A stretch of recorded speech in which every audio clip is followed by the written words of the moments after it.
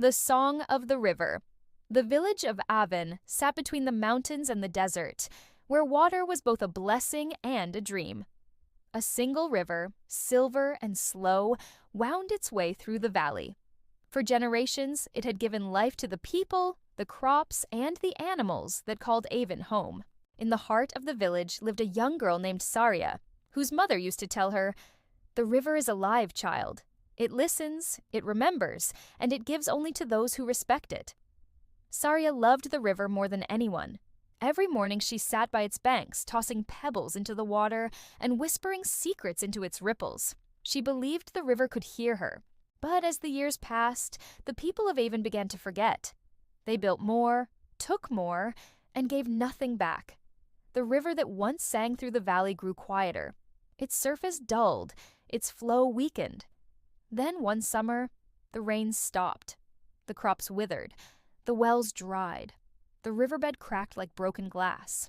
People looked to the sky and found no clouds. Saria watched the last pools of water disappear under the sun. Her heart ached. She remembered her mother's words, that the river listens. So one night, when the moon was high and the land was silent, Saria set out toward the mountain where the river was born. She walked for miles, through dust and rock, carrying a small clay jar filled with the last drops of water she could find. At dawn, she reached the source, a cave hidden behind the roots of an ancient tree.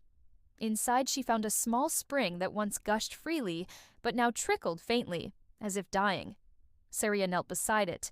Her hands trembled as she poured her jar into the spring. "You gave us everything," she whispered. "This is all I have left to give back." For a long moment, nothing happened. Then, the earth began to hum softly.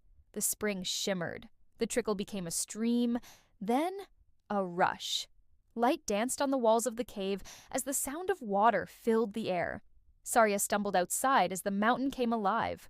Water spilled from the rocks, racing down the slopes, filling the dry riverbed below. The river had returned, stronger and clearer than before.